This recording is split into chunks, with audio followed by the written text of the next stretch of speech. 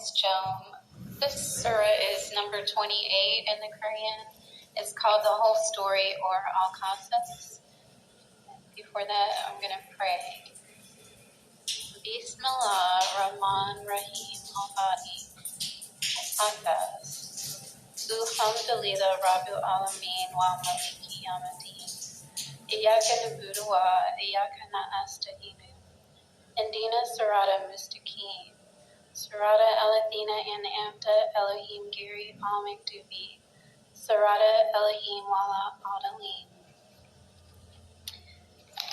The section, it has two parts. It covers some laws, about 5 of them, and then the message, the content of it is to warn the public, to inform them that there's a God, and to record what their reaction to it is. So first you're supposed to teach them, and it says that you do that about 3 times. The first time, if they seem hesitant, you're supposed to try to use better verses.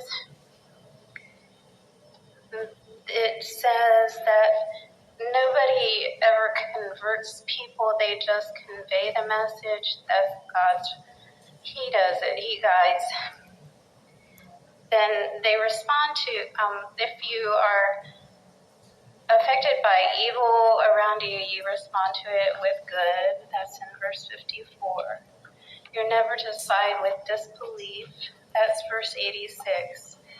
You're not to slander or ruin anyone's reputation. And you're not to add to corruption that exists. Then the message that you give is the core of Islam, which is that there is one God who has no equal, and there's non-substance, no gambling. You're not supposed to get angry. You are to fear God.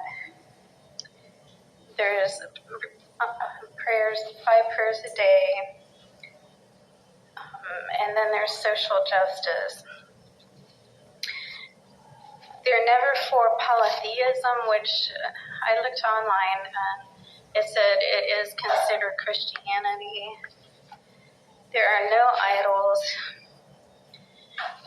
Once you receive the message, you're to decide one way or the other about it, and that information is recorded together with your deeds. That's in verse 65. You're told there's a judgment day for all people, and that's in verse 61. Sometimes people prefer worldly life and desires. So your accountability is your deeds in verse 55. God again judges, that's not Christ. And it's through Sharia, there's a mufti that persuades and a qadi that determines. Punishment is given to evil or wicked, which is anything that challenges the will of God. Sometimes the punishment, if for disbelief, it can be anything up into, it says even obliteration. They at times destroy towns, but never without warning. And then it said, you give the message, if there's persistent wrongdoing, they attack, or also the affluent, comfortable living that's spoiled. And it talks about they don't need to know even the sins of disbelief. It's enough information that they don't believe in God. That's verse 18 and 82. All provisions are from God for servants that do the will of God. Good deeds are rewarded. That's in verse 84 with the better life. And Islam is one day brought to Mecca, which is verse 85. It does cover how the Jews escaped Egypt when they were enslaved. And again, about Moses, who was raised, he was Jewish, found in, believe it's the Nile, rescued by the Pharaoh's wife and raised, but he sees the injustices of discrimination, and he kills an Egyptian, and then the next day he nearly kills another one. It mentions that. And then it talked about